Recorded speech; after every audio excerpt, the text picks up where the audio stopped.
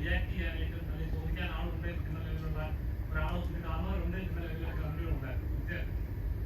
അത് ശ്രദ്ധിച്ചായിരുന്നു. അത്തരം കമന്റുകൾ വരുമ്പോഴും ഞാൻ ഭയക്കുന്നത് ഇതേപോലെ എന്തെങ്കിലും ഒരു നമ്മുടെ ഭാഗത്ത് നിന്ന് വീഴ്ച വന്നാലും ഇതേപോലെ ഒരുപാട് ഓപ്പോസിറ്റ് ആയിട്ടുള്ള കമന്റുകളും വരാൻ സാധ്യതയുണ്ട്. അപ്പോൾ എന്ത് കാര്യം ചെയ്യുമ്പോൾ സൂക്ഷിച്ച് ചെയ്യണം. ഇപ്പം നമ്മളൊരു കാര്യം ചെയ്തു എന്ന് പറയുന്നത് ഒരു വലിയ കാര്യമായിട്ട് എനിക്ക് തോന്നുന്നില്ല. അത് ഞാൻ ചെയ്തതുപോലെ നിങ്ങൾ ചെയ്താലും അതിന് പോലീസിൻ്റെ ഭാഗത്തു നിന്ന് ഒരു ആക്ഷൻ ഉണ്ടാവും.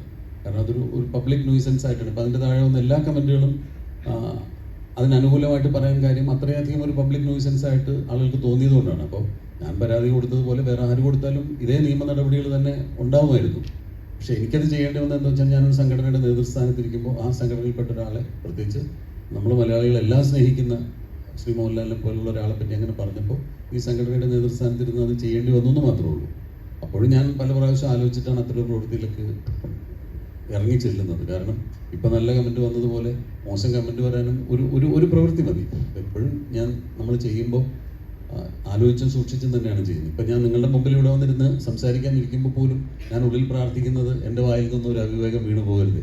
കാരണം അത് വീണാൽ അത് റെക്കോർഡഡാണ്. അപ്പം അത് നമ്മൾ പറയുന്നൊരു കാര്യം മറ്റൊരു രീതിയിൽ ആളുകൾക്ക് എടുക്കാൻ അല്ലെങ്കിൽ വേറെ രീതിയിൽ ഇൻ്റർപ്രിറ്റ് ചെയ്യാൻ പറ്റുന്ന രീതിയിൽ പോലുള്ളൊരു വാക്ക് പോലും എൻ്റെ വായിൽ നിന്ന് വീഴരുത് എന്നുള്ളൊരു പ്രാർത്ഥനയോട് കൂടിയിട്ടാണ് ഞാൻ നിങ്ങളുടെ മുമ്പിൽ സംസാരിക്കാനിരിക്കുന്നത്. അപ്പോൾ അത് ഒരു പ്രവൃത്തി ചെയ്യുമ്പോൾ 100 പ്രാവശ്യം ആലോചിച്ചിട്ടാണ് ചെയ്യുന്നത്. പക്ഷെ തീരുമാനിച്ചാൽ പിന്നെ ഞാനത് പ്രാവർത്തികമാക്കാൻ ശ്രമിക്കും. പിന്നീട് എൻ്റെ വരായികൾ അനുഭവിക്കാൻ ഞാൻ തയ്യാറായിട്ട് തന്നെയാണ് ചെയ്യുന്നത്. പക്ഷേ ചെയ്യുന്നതിന് മുമ്പ് ഒരുപാട് ആലോചിച്ചതിന് ശേഷമാണ് ഒരു പ്രവൃത്തി ചെയ്യുന്നത്. ഇനിയിപ്പോൾ അത് കുറച്ചുകൂടെ കൂടുതൽ ശ്രദ്ധിക്കേണ്ടിയിരിക്കുന്നത്. കാരണം ഇപ്പോൾ ഒരു വ്യക്തി എന്നുള്ളത് മാത്രമല്ല, വലിയൊരു സിനിമാ താരങ്ങൾ ഉൾപ്പെടുന്ന, സിനിമയിലെ നടീനടന്മാർ ഉൾപ്പെടുന്ന ഒരു സംഘടനയുടെ നേതൃസ്ഥാനത്ത് ഇരിക്കുമ്പോൾ ഞാൻ എന്തെങ്കിലും ഒരു മോശം പ്രവൃത്തി ചെയ്താൽ എൻ്റെ സംഘടനയിലുള്ള ഓരോ അംഗങ്ങളെ അത് ബാധിക്കും എന്നുള്ളതുകൊണ്ട് കുറച്ചുകൂടെ ശ്രദ്ധിക്കണമെന്നേ തോന്നിയിട്ടുള്ളൂ.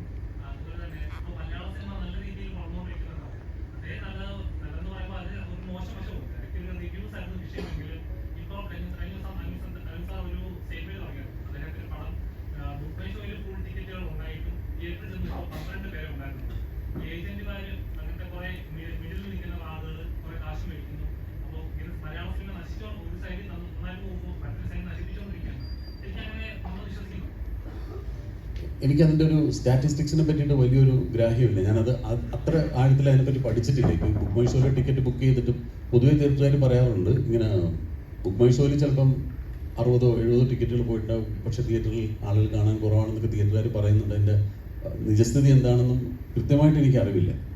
പക്ഷേ എന്നാലും നമ്മൾ നേരത്തെ പറഞ്ഞതുപോലെ സിനിമ വളർന്നുകൊണ്ടിരിക്കുന്ന ഒരു സമയമാണ്. നല്ല നല്ല സിനിമകൾ ഒരുപാട് ഉണ്ടാവും.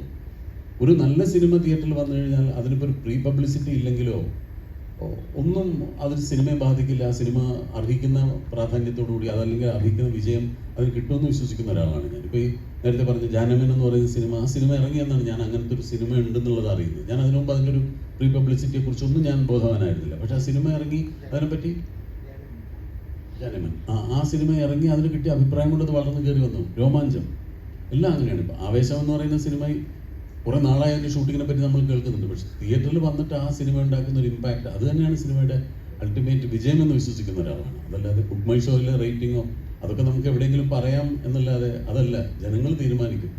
അവർ നിഷ്പക്ഷരാണ്. നല്ല സിനിമ കണ്ട കൈയടിക്കുക, മോശം സിനിമ കണ്ട പോവുകയും ചെയ്യും. അതിനവർക്കിനി അവർ വേറൊന്നും ഒരു ക്രൈറ്റീരിയ ആയിട്ട് എടുക്കാറില്ല. അവരെ രസിപ്പിക്കുന്ന സിനിമകൾക്ക് കൈയടിക്കുക, മോശം സിനിമകൾക്ക് അവർ പോകും. അപ്പോൾ അത് മാത്രമാണ് ഞങ്ങളെപ്പോഴും കീനായിട്ട് വാച്ച് ചെയ്യാൻ ശ്രമിക്കുന്നത്. മറ്റ് റെക്കോർഡ്സോ സ്റ്റാറ്റിസ്റ്റിക്സോ ഞങ്ങൾ അത്രയധികം ശ്രദ്ധിക്കാറില്ല എന്നുള്ളതാണ് സത്യം.